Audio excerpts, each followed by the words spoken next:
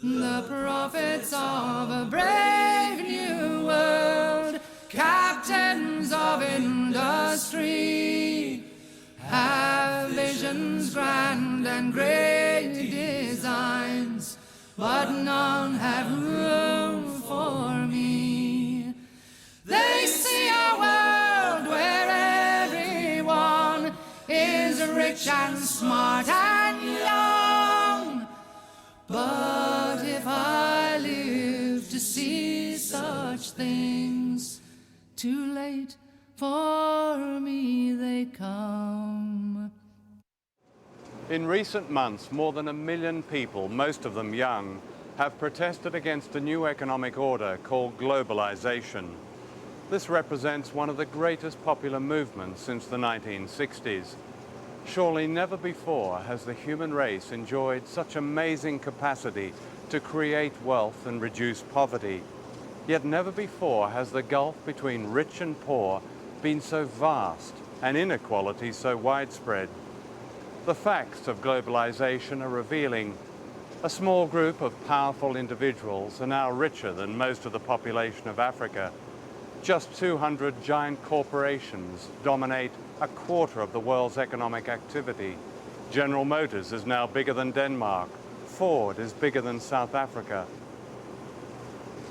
Unseen by shoppers in the high street, the famous brands of almost everything from running shoes to baby clothes are now made in very poor countries with cheap labor, at times bordering on a form of slave labor. Tiger Woods, the golfer, is paid more money to promote Nike than most of the entire workforce actually making Nike products here in Indonesia. Is this the global village we are told is our future? Or is it merely an old project that used to be run by the divine right of kings and is now run by the divine right of multinational corporations and by the financial institutions and governments that back them? This film is about these new rulers of the world, and especially their impact on one country, Indonesia.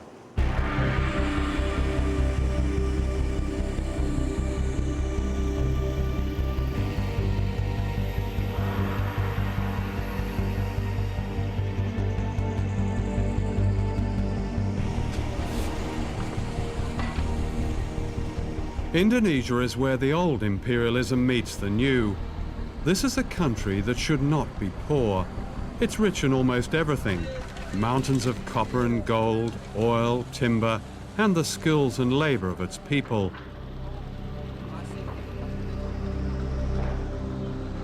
Colonized by the Dutch in the 16th century, Indonesia was plundered by the West for hundreds of years, a debt that is yet to be paid back. Ratusan tahun lamanya Indonesia itu dihisap oleh negara-negara utara. Bukan hanya Indonesia, semua negara-negara kulit berwarna. Sehingga Barat menjadi kuat, menjadi makmur, menguasai keuangan dan perdagangan sampai sekarang. Nah, sekarang didikte oleh IMF, oleh Bank Dunia. Negeri yang begini kaya diubah menjadi negara pengemis sekarang, Indonesia. Karena tidak adanya karakter pada elit.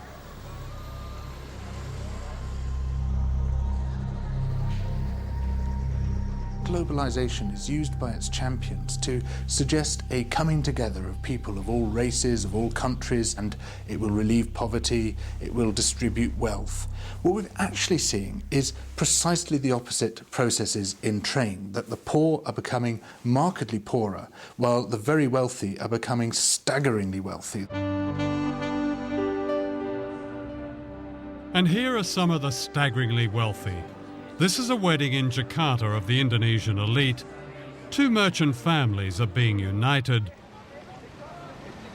4 years ago, the World Bank called Indonesia a dynamic economic success, a model pupil of the global economy.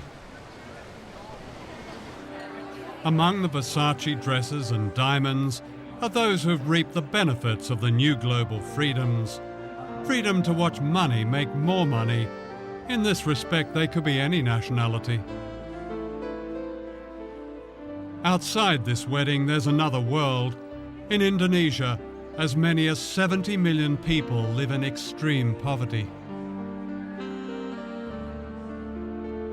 We calculate that it would take an Indonesian worker, like one of the waiters serving here, 400 years to pay for this wedding reception.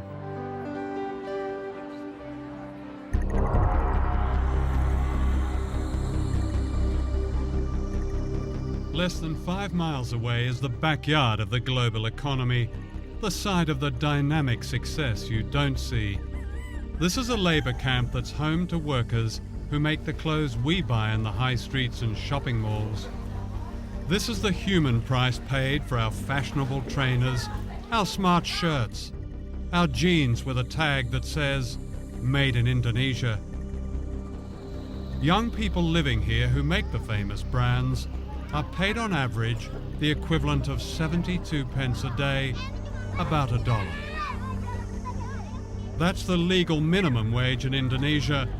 According to the Indonesian government, it's just over half a living wage. The dormitories are made from breeze blocks and packing cases. When it rains, they flood. There are open sewers and no clean running water. Many of the children are undernourished and prey to disease. While I was filming here, I caught dengue fever, carried by the mosquitoes which infest these slums. It kills children.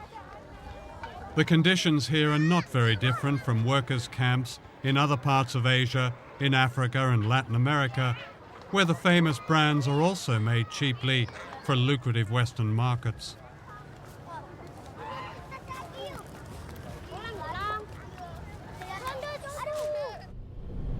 And this is where they work, in what is called an economic processing zone, which means a vast area of sweatshops.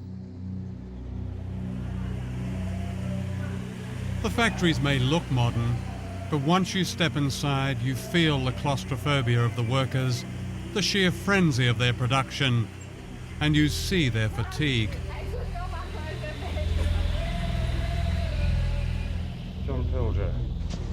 Posing as fashion buyers, we film secretly in this factory. The factories are owned by Taiwanese and Korean contractors who employ cheap labour to make the products of famous brands such as Nike, Reebok and Adidas. We looked at one famous brand, Gap. The working conditions we found are by no means the worst. So you do Gap, of course. You do lots of Gap. And I mean the quality control of Gap, I think, is excellent. In the future, We found more than 1,000 mostly young women working crowded together under the glare of strip lighting in temperatures that can reach 40 degrees centigrade. The only air conditioning is upstairs where the bosses are. Working hours can vary and can be increased dramatically when an urgent export order has to be met. We surveyed 5 factories regarded as typical, and I interviewed workers from all over Jakarta. You work a 24-hour shift with just a couple of breaks, and then 2 hours later you start another shift. So in effect you work a 36-hour shift. Saya kerja long shift tuh dari jam 7.30 sampai pagi lagi 7.30, pas terakhirnya sore jam 18.30. Are you given any choice? Nggak bisa. What would happen if you refused to do this 24-hour shift? Ya mungkin ada hukuman, tapi belum pernah menolak sih. Jadi takut aja. On these long 24-hour shifts, do you recall what labels you were packing? Kebanyakan Gap sama Novite. Do any of the people from the Gap company ever visit your factory? Sering. Do they ever ask you about or investigate the working conditions, your working conditions? Dulu pernah ada tuh, tapi di personal tuh anaknya tuh udah dikontak duluan gitu, udah nggak boleh ngomong yang salah gitu. Harus sesuai omongan dari personal dia. What did they tell you to say? Ya misalkan nggak bilang lembur longsip, terus pokoknya tidak boleh membuka rahasia perusahaan, tidak boleh menjelek-jelekan perusahaan. This is what the Gap company calls a code of conduct. In response to criticism, famous global brands like Gap have come up with these codes. They say the idea is to set standards and protect workers, but how effectively is it enforced? You have to come to Indonesia to really realize what codes of conduct means, and that it is almost useless to exercise or to implement code of conduct here in this country, because this government is always campaigning cheap labor here in Indonesia to attract the foreign investment, and codes of conduct cannot do anything about that. And because Indonesian workers is already very poor, and the rate of unemployment here is very, very high, so that people will work whatever kind of work they have, or how much they paid, they will still work. The Gap company stipulates a maximum working week of 60 hours. It says workers may refuse overtime without any threat of penalty. Are there people who do extraordinary shifts, like much more than 12 hours, even up to 24 hours? Ada kemarin QC juga ya finishing itu dari jam 8 sampai jam 12 malam. Dari jam 12 malam karena dengan alasan ini mesti diekspor. Kondisi mereka berdiri dari jam 8 sampai jam 12 itu berdiri, nggak ada duduk. 16 hours standing. Iya. Is that common? Kalau ekspor yang ini, ekspor harus selesai targetannya tanggal sekian, mesti. Is the Gap Code of Conduct displayed in the factory? Pasang sama sekali, bahkan peraturan perusahaan pun tidak ada yang dipasang di tingkatan pabrik. Nggak ada. Nggak usah kode etik. Peraturan di dalam perusahaan itu nggak pernah dilihatin dengan kami, apalagi kode etik dari suatu barang. These boxer shorts were made in one of the factories we investigated. Before we left London, we bought a pair at a Gap store in Oxford Street for £8. Out of that £8, an Indonesian worker gets less than 4 pence. It's the same for running shoes that sell here for £100. Out of that £100, a worker gets around 40 pence. That wouldn't even buy the laces. Ya kami kaget, benar-benar ya. Oh ternyata kami dalam satu celana ini kami bisa menguntungkan pengusaha begitu banyak, apalagi ribuan celana. Sehari minimal kami harus menghasilkan 3.000 celana. Itu minimal. Last year, the chief executive of Gap earned more than $5.5 million. The profits of Gap were $1.38 billion, and this is typical of many companies. In order to protect the workers in this film, we have not named the factories we investigated. In Indonesia, as in other countries which have sweatshop economies, workers who speak out face the danger of victimization from contractors and violence from anti-trade union forces. Dita Sari, a trade union leader, was herself imprisoned and tortured. Codes of conduct must be monitored by trade unions. How could you monitor codes of conduct if trade unions is still weak, if the police is surrounding their activists, and if they're facing repression whenever they operate? We asked the Gap company for an interview, but they declined, saying it was unfair not to identify the factories as they couldn't verify our evidence. We sent them a list of questions and they supplied this statement. Gap says it employs one of the most comprehensive factory monitoring programs in their industry. For some manufacturers, our standards are too tough and we refuse to do business with them. We prefer to work with them to fix the problem. We can't force them to comply. One of the things that we can do to take action in support of better conditions for people in developing countries is, when we buy anything, ask the retailer where this product comes from, under what conditions it's produced.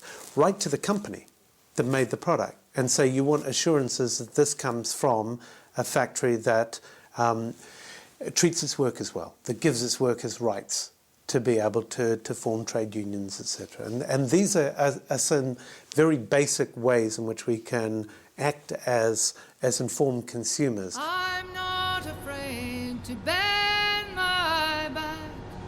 I'm not afraid of dirt. But how I fear the things I do for lack of honest work.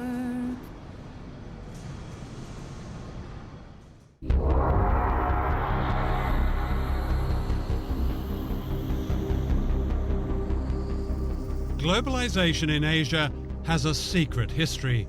The great sweatshops and banks and luxury hotels in Indonesia were built on the mass murder of as many as 1 million people, an episode the West would prefer to forget.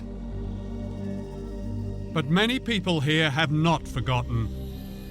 In recent years, people all over the country have begun searching for the remains of loved ones murdered when General Suharto seized power in the mid-1960s, aided by the United States and Britain.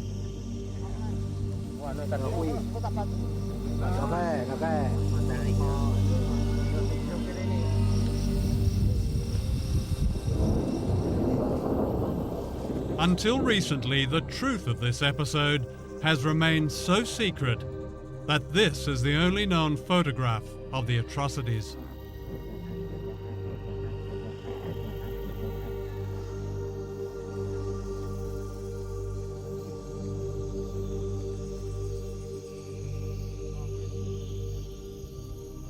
One day in early October 1965, a gang of thugs entered this school in Jakarta and beat to death the headmaster.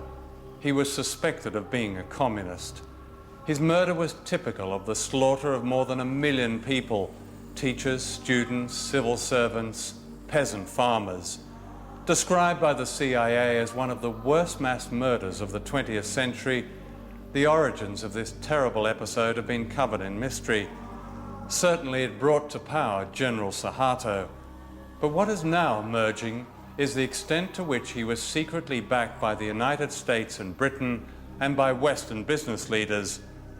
Within a year of the bloodbath, Indonesia's economy was effectively redesigned in America, giving the West access to vast mineral wealth, markets and cheap labor, what President Nixon called the greatest prize in Asia. To Western business, the great value of General Suharto was that he succeeded in getting rid of the founder of modern Indonesia, Ahmed Sukarno, a nationalist who believed in economic independence for his people. He kept the great Western corporations out of Indonesia and threw out their agents, the World Bank and the International Monetary Fund. It was only when one of his generals, Suharto, seized power that the door was open to Asia's greatest prize. When the Suharto regime came in after the putsch, they were able to make a lot of the fact that they were calling the IMF and the World Bank back in. They were going to rescue them, you see, and British propaganda in particular made a lot of this. You know, the IMF was decent and it was going to bring order and everything was going to be lovely in the Indonesian garden. And as I say, a British diplomat still alive has said to me that was very much a part of the deal.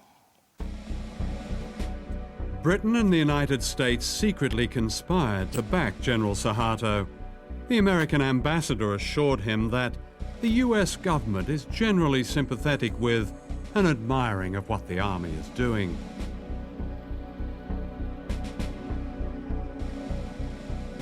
Thousands were rounded up.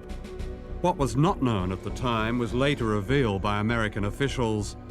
The CIA had supplied a list of 5,000 opponents to be assassinated and embassy officials ticked off their names as they were murdered. The British ambassador recommended a little shooting as an essential preliminary to effective change. In the first few days, the British sources in particular purported not really to know what was going on. Of course they knew what was happening. I mean, there were bodies being washed up on the lawn of the British consulate in Surabaya. There were bodies floating all over the Malacca Strait and so forth. A man called Hadi Broto, a lieutenant colonel or something, was anxious to take some troops, Indonesian troops, from the east coast of Sumatra, from the northeast coast of Sumatra, to east and central Java, so that they could take part in what we now know was this terrible Holocaust, really. He found a Panamanian ship, and the ship sailed with the troops down the Malacca Strait, escorted by 2 British warships. So the British were directly involved in, as what you describe, as a Holocaust? Well, I would count that some sort of involvement, wouldn't you? The American press reported these events not as a crime against humanity, but in terms of their economic advantage to the West. Time magazine called them vengeance with a smile, and the West's best news for years. Others described a gleam of light in Asia. The seeds of globalization were planted in the bloodbath. In 1967, the Time Life Corporation sponsored a conference in Switzerland that planned the corporate takeover of Indonesia. It was attended by the most powerful businessmen in the world, such as David Rockefeller. The giants of Western capitalism were represented: the oil companies, the banks, General Motors, British Leyland, ICI, British American Tobacco, Lehman Brothers, American Express, Siemens. Across the table were Indonesian leaders approved by General Suharto.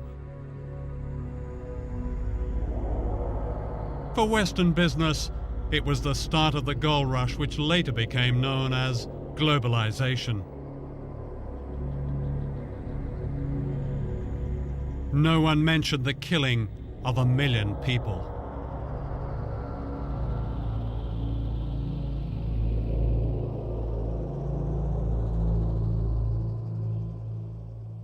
I've never, ever heard of a situation like this for any country, where global capital essentially holds a meeting with state and hammers out the conditions of their own entry into the country. The conference went on for 3 days. The first day was when the Indonesians spoke and essentially made their case. They divided into 5 different sections on the second day. Sectoral meetings, mining in one room, food services, light industry in another, banking and finance in another, Chase Manhattan was there, and simultaneously they hammered out policies that were going to be acceptable to these global investors on a sector-by-sector basis, with each of the people going around the table saying, this is what we need to see, this, and they basically designed the legal infrastructure for investment in Indonesia.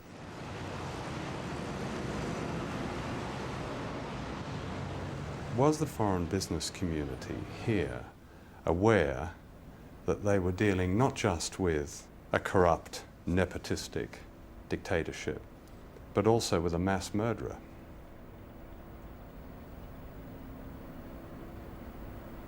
That's a very general question. Well, no, it's quite specific, actually. I mean, mass murder is mass murder.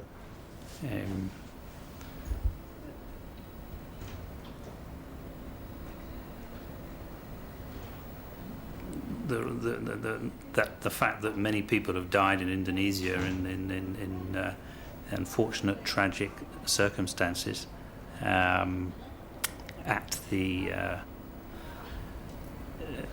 directly or indirectly as a result of the previous regime is hugely unfortunate. Whether if foreign investment had not been here that would have prevented in any way those events occurring. Nobody has perfect vision on what might have been.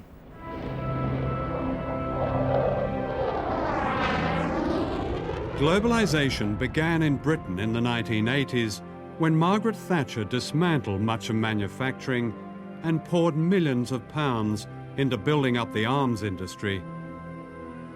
Indonesia became an important British arms market, and General Suharto was sold everything lethal, from fighter aircraft and missiles to warships and machine guns. Unknown to the British public, millions of pounds went to the dictator in export credits. In other words, a large part of his arms bill was paid by the British taxpayer. So important was Suharto as a business partner that the mass murderer was welcomed to London by the Queen.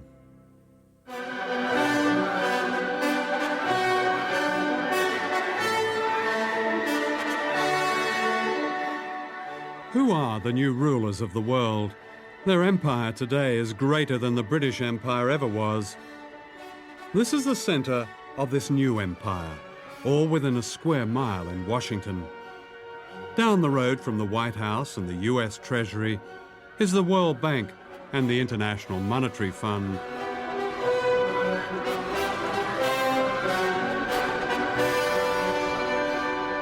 These two bodies are the agents of the richest countries on earth, especially the United States.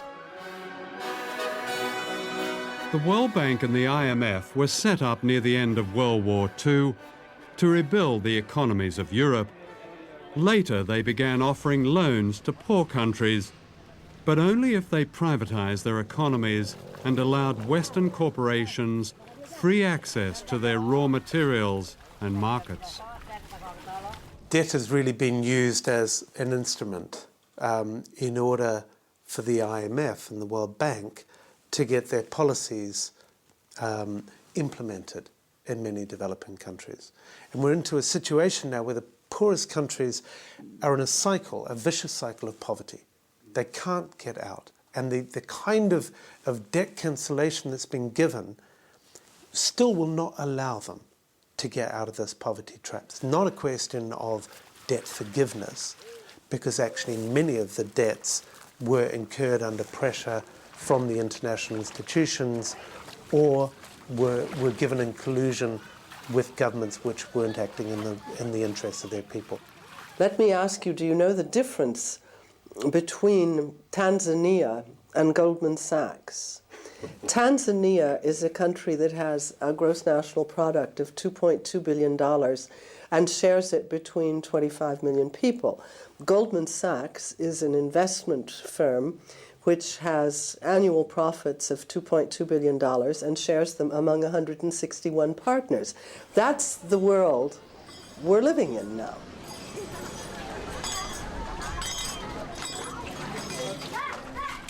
The World Bank says its aim is to help poor people, promoting what it calls global development. It's an ingenious system, a kind of socialism for the rich and capitalism for the poor. The rich get richer on running up debt, cheap labor, and paying as little tax as possible, while the poor get poorer as their jobs and public services are cut back in order to pay just the interest on debt owed by their governments to the World Bank. Here in Indonesia, where most people are poor, the handouts to the rich have been extraordinary, to say the least. Internal documents of the World Bank confirm that up to a third of the bank's loans to the dictatorship of General Suharto went into the pockets of his cronies and corrupt officials. That's around $8 billion.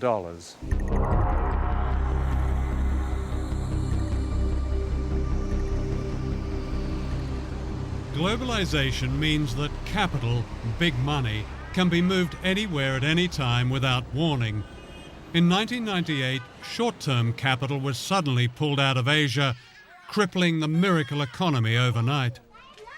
When the Indonesian rupiah collapsed from being roughly 2,500 rupiah to the dollar to being what it is now, 10,000 rupiah to the dollar, The costs to Nike for each Indonesian laborer was cut to 25% of what it had been. And Nike got a great discount on Indonesian labor as a result, and did not unilaterally raise Indonesian wages to the same standard they had been prior to the devaluation of the rupiah.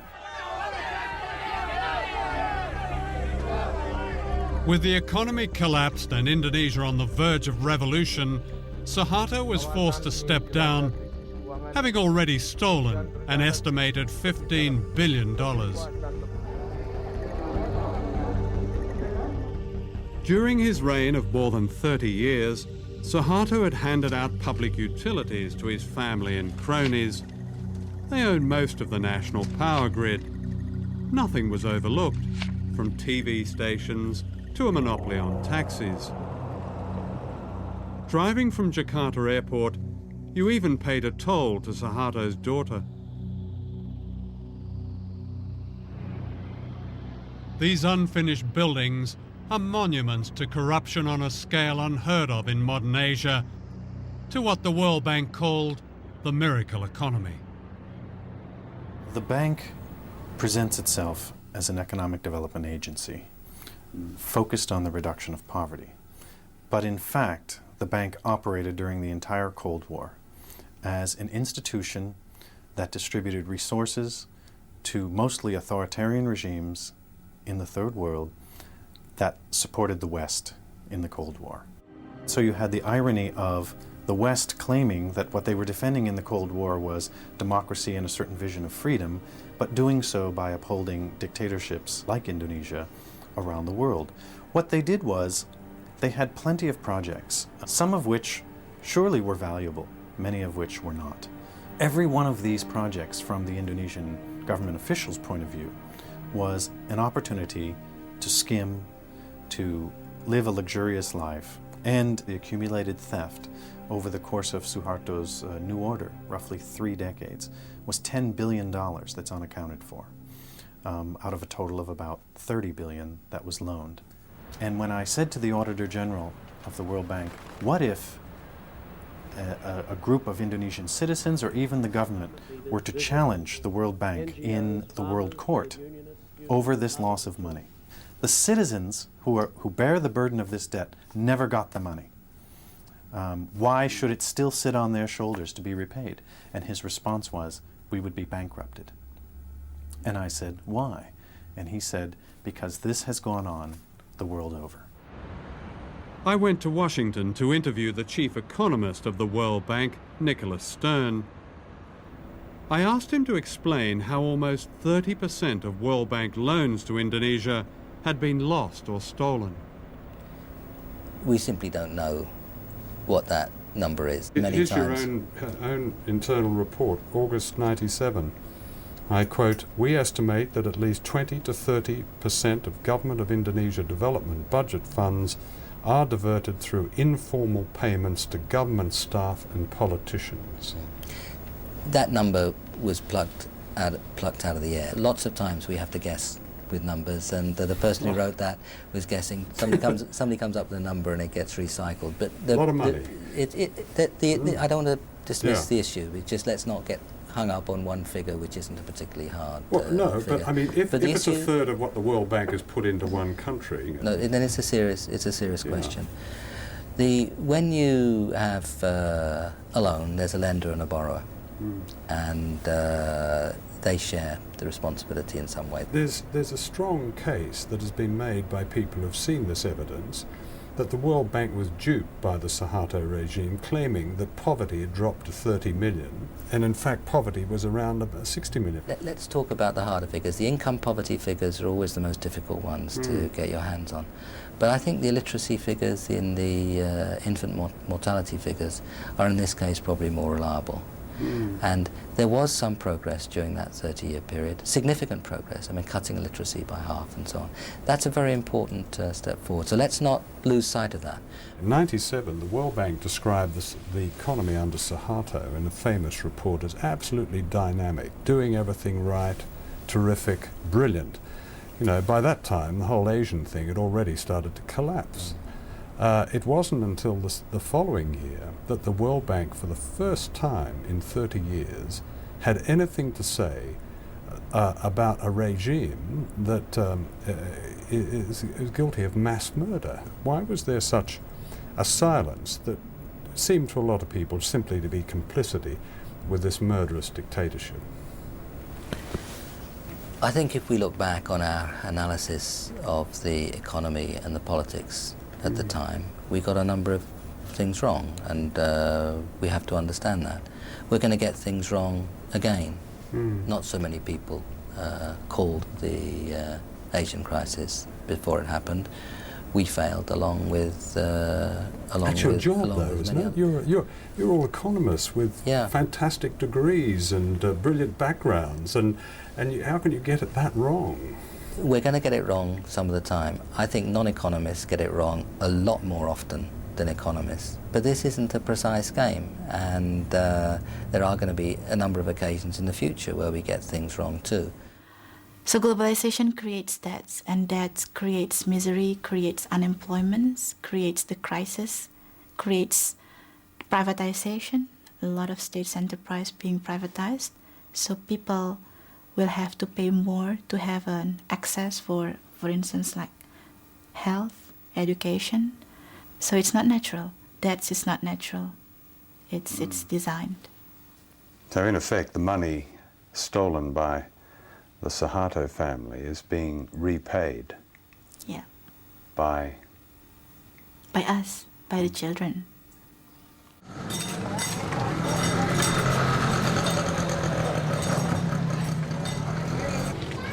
Every day, more than $100 million is transferred in debt repayments from the poorest countries on earth to the richest.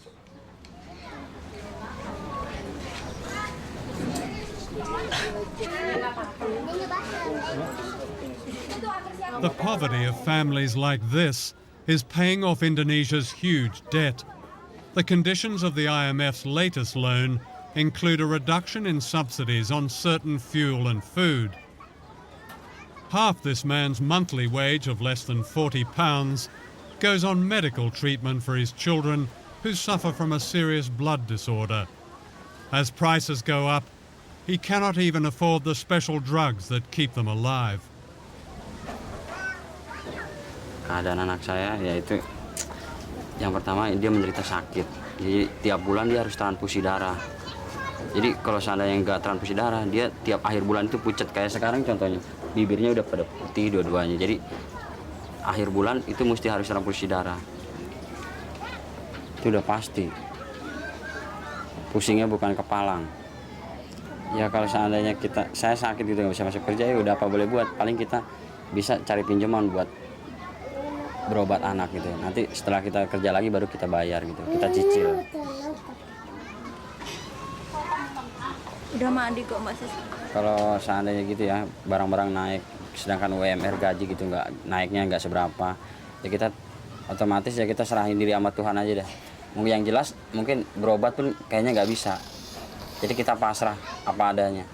Sebab gimana kalau kita paksain untuk harusnya setiap pagi anak-anak kasih teh manis, sekarang enggak. Susu juga enggak. Ya paling kita bisanya teriak sama pemerintah, ikut lewat FNPBI begitu. Kita tuntut pemerintah dengan supaya naikin UMR 100%. Yang penting sekarang kan alhamdulillah bisa ketemu buat berobat. Biar walaupun kita makan pakai ikan asin, tapi udah alhamdulillah. In the global economy, one American corporation dominates the world trade in food grains, while almost half the world's population, like this family, attempt to live on less than $2 a day.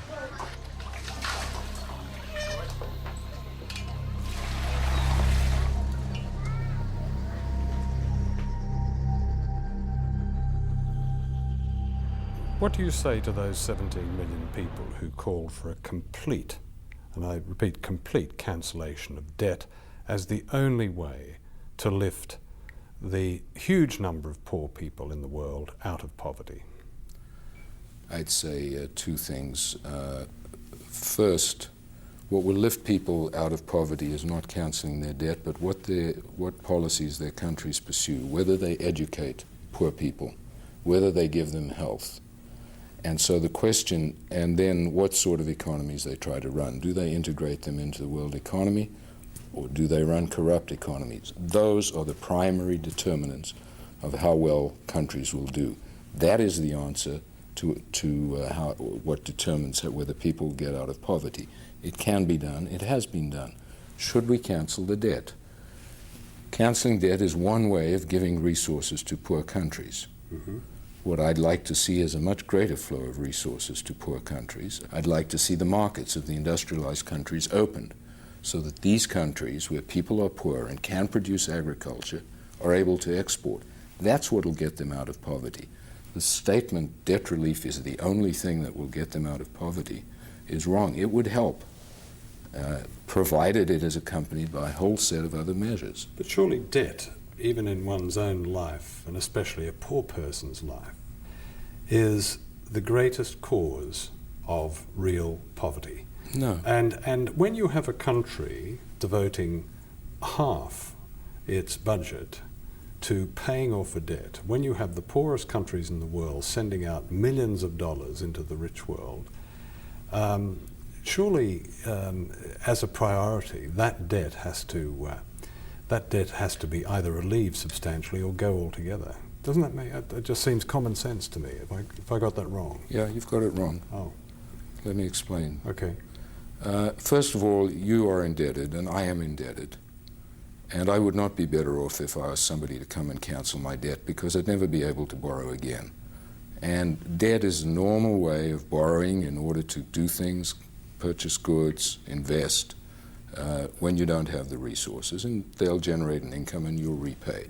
So the notion that all debt should be canceled is a bad one. Financial systems operate on the basis of debt that is paid. The Human Rights Commission of the United Nations, in a very comprehensive report, said, and I quote, "The institutions of globalization have yet to seriously address the issue of human rights in a democratic fashion. Globalization has caused global conditions of inequality and discrimination." What's your response to that? I simply can't respond because I have no idea what evidence they're referring to. Globalization has caused discrimination?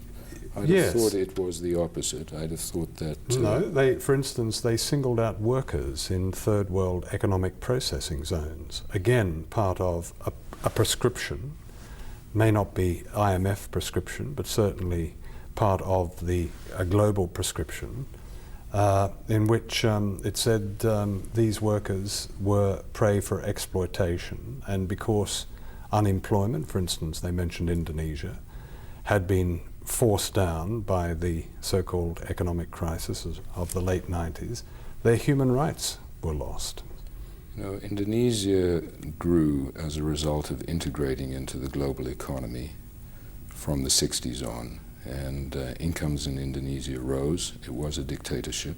Some of their rights were suppressed, and it was a very bad dictatorship. Excuse me, Mr. Fisher, as you say, some of their rights were repressed. A third of the population of East Timor died or were killed under the Suharto regime. What are you asking me that question for? Do you think we supported the Suharto regime? Well, don't be ridiculous. Well, did you speak out against it? Did your institution, the IMF, speak out? The World Bank didn't. The first time after 30-odd years in there, the first time they spoke out was 1998. What did the IMF say about it? When the IMF went into Indonesia, it insisted on a removal of a host of corrupt practices that began to weaken that regime. It was not an intended consequence, but it was intended that we went in and helped remove the corrupt practices in a variety of monopoly areas.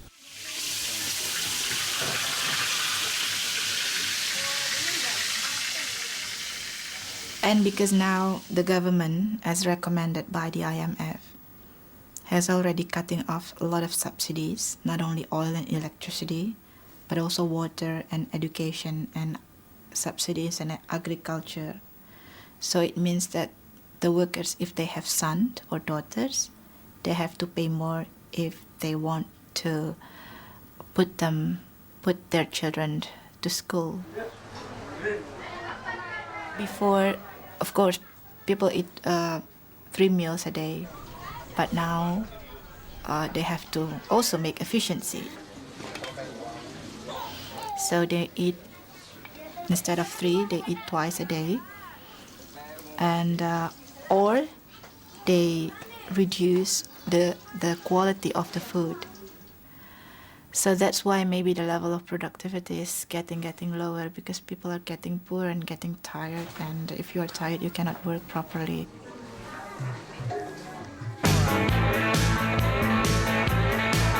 You know capitalism is a verbal law.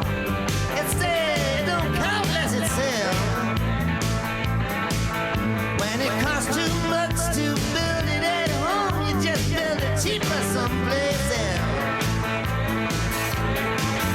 Well, it's down on the union and was made in the USA. 2 years ago, thousands of protesters from all over the world converged on the American city of Seattle, where the World Trade Organization was meeting. This was news because it happened in America.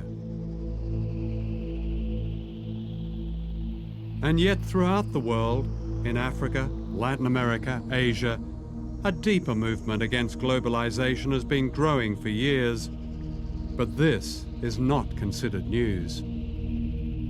On every continent, millions of ordinary people have protested against the power of the IMF and the World Bank and the imposition of Western power. People have marched and petitioned against privatization, against selling off their water, against turning their farms into suppliers for the dinner tables of the rich. Now the protests have spread to Western countries, from Seattle to Melbourne, London to Genoa. The coverage of these events follows a pattern. It seems it's only news when there's violence, even when the great majority of the protesters are peaceful. In contrast, the violence of the economic policies they are protesting about is seldom news. In the weeks and days leading up to May Day in London, the police and the government orchestrated a propaganda campaign. The aim clearly was to alienate the public from the demonstrators by representing them collectively as violent and by suppressing the very issues that have public support. The limits of tolerance are passed when protesters, in the name of some spurious cause, seek to inflict fear, terror, violence and criminal damage on our people and property. To Tony Blair, the rich getting richer and the poor getting poorer is a spurious cause. When May Day came, 6,000 police turned part of London's West End into a giant detention camp. I think the issue of violence, which we're constantly asked about, is our main way in. I think that the key to these things is actually getting mass amounts of people involved, because the media will put one point of view across time and time again, you know, the mindless hooligan side. But when you think about the mass redundancies, the poverty, the starvation, the literal raping of a country through third world debt and what have you, that is violence on a huge scale. It's genocide. The newest ruler of the world is the World Trade Organization based in Geneva. The Economist magazine calls it an embryo world government, and yet no one has voted for it. The effect of its policies make it illegal for governments to hinder the profits of big business. This is known as free trade. If there's one feature about the global economy, it's the companies have globalized. But we haven't regulated the global companies. And that's the change that we've got to put into this international system if we're ever going to get rules that are fairer to workers, fairer to the world's poor, fairer to all of those who are affected by this international production system. People can't stand by, they can't be spectators when we're faced with forces like this. they join this movement and the movement starts to gather momentum. Already we've had some extraordinary successes. We managed to stop the implementation of a crazy idea called the Multilateral Agreement on Investment, which would have allowed corporations to sue governments for the removal of any law which they didn't like. Now that was being promoted, that idea, by the 29 most powerful countries on earth. It was being promoted by all the major multinational corporations and all the big institutions such as the World Trade Organization. And a ragged band of dissenters around the world managed to stop it. We beat them. And if we can beat that, we can beat anything. What is with the people is the fact that the corporations and the superpower are using more and more fabricated propaganda. People can now see through the spin. People know they cannot believe anymore what is said. And the people are starting to withdraw their support. They're starting to say, no, a government that only protects the Pepsi and the Coke and the McDonald's is not our government. In rich countries like Britain, globalization is well advanced. The disastrous selling off of the railways and the creeping privatization of everything from healthcare to air traffic control. The financial pages celebrate a booming economy, yet 1 in 5 British children grows up in poverty. There are almost 10 million Britons living in poverty. The gap between the rich and the rest gets wider, and this is said to be a spurious cause. All over the world, millions of ordinary people are asking why they have no say in decisions that bring hardship to their lives. They don't accept the view of President Bush and Prime Minister Blair that there's no other way. In Britain, the fact that only 25% of the electorate voted for the Blair government is part of this great unease. Why, people ask, should we accept a system of winners and losers, a system that puts a dollar sign on every public service and almost every human value? Why not abolish the World Bank and the IMF and the World Trade Organization and replace them with genuine trade and development institutions that are democratically accountable? And why not cancel a debt that condemns nations like Indonesia to poverty and disease? These are dangerous times. The one superpower left in the world has made its ambitions clear. This is a document of the United States Space Command. It says, the globalization of the world economy will continue with a widening between haves and have-nots. It says only military dominance will protect America's commercial interests. Why should we accept this? Why should our children have to face these divisions and dangers? None of them is God-given. All of them can be changed.